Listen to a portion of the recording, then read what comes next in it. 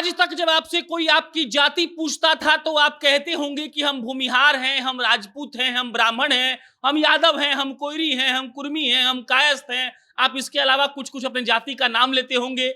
लेकिन आज के बाद अगर आपका कोई जाति पूछेगा तो आपको एक कोड संख्या बताना होगा। वो कोड संख्या क्या है वो सरकार निर्धारित कर चुकी है और हम सबको पता है कि बिहार में जातीय जनगणना होने वाली है। जातीय जनगणना का पहला फेज हो भी चुका है और दूसरे फेज की शुरुआत 15 अप्रैल से होगी और 15 अप्रैल से लेकर 15 मई तक जातीय जनगणना पार्ट 2 यानी कि फेज 2 होगा।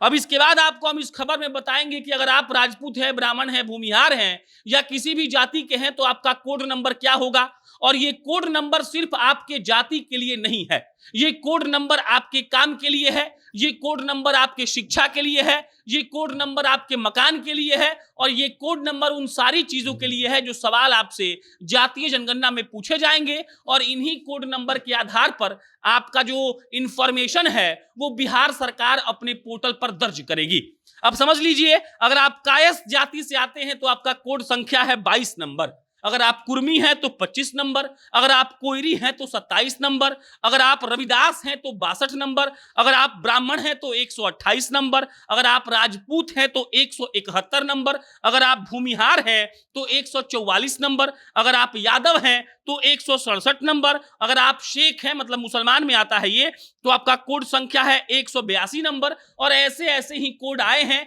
और बिहार सरकार ने 1 से लेकर 215 कोड तक तैयार किया है अलग अलग जातियों के लिए। इसके अलावा अगर आपको आपकी जाति नहीं पता है और आपका आप जाति कुछ है ही नहीं, उसमें नहीं अंकित है, तो आपका कोड संख्या होगा 216।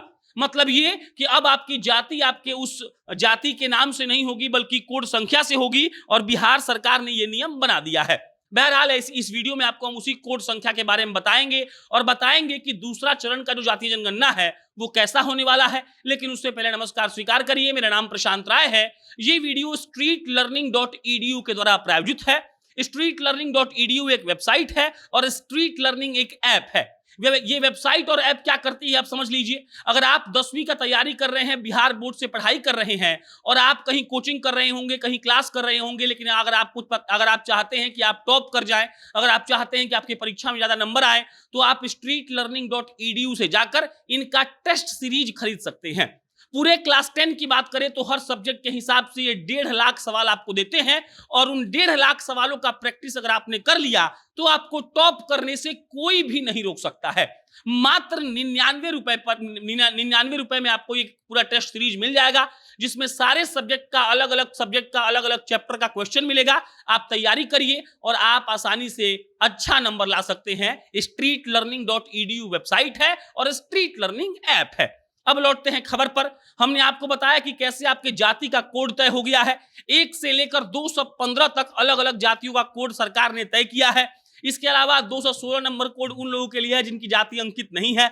इसके बाद आगे बढ़ जाइए, जमीन और आवासीय जो परिसर होता है उसका भी कोड है। अगर आपके पास 0 से लेकर 50 डिसमिल जमीन है तो उसका कोड है 01। अगर 5 एकड़ वाले का कोड है 010, वही भूमिहीन जो है उसका 01 है। ऐसे ही आपका पेशा जो है उसको लेकर भी आपका कोड है। अगर आप सरकारी नौकरी करते हैं, अगर आप बोलेंगे आप जातीय जनगणना जो करने आएगा कि हम सरकारी नौकरी करते हैं तो आपका कोड है 01। अगर आप संगठित क्षेत्र में प्राइवेट नौकरी करते हैं तो 02, असंगठित क्षेत्र का प्राइवेट नौकरी 03, स्वरोजगार 04, काश्तकार 05, खेतीहर मजदूर 06, निर्माण मजदूर 07, अन्य मजदूर 08, आप मिस्त्री हैं 09 है। और सबसे बड़ी बात यह है कि राज्य सरकार ने पेशा में भिखारी को भी जगह दिया है। अगर आप भीख मांगते हैं तो आपका है 10 मतलब कि 10, अगर आप कचरा बीनते हैं तो 11, अन्य काम करते हैं तो 12, विद्यार्थी हैं तो 13, गृहिणी है तो 14 और आप कुछ नहीं करते हैं यानी कि सामाजिक आर्थिक गणना का हिस्सा आप फिर भी बनेंगे तो आपका कोड नंबर है 15।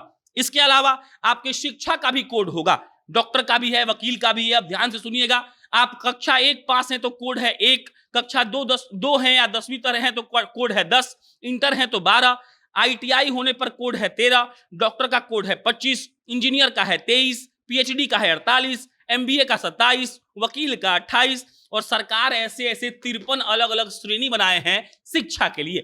मतलब जातीय जनगणना अब कोड के हिसाब से होगा और आप भूमिहार नहीं है, कोड नंबर 144 है, राजपूत नहीं है, कोड नंबर 171 है, और ऐसे ऐसे कोड में आपको बांटा गया है जो दर्ज होगा। और जातीय जनगणना का जो दूसरा फेज है वो कोड पर आधारित होगा। बाकी इस पर कोई अपडेट आएगा तो आपको हम इत्तला करेंगे। आप जनता नेशन देखते रहिए। बहुत बहुत धन्यवाद।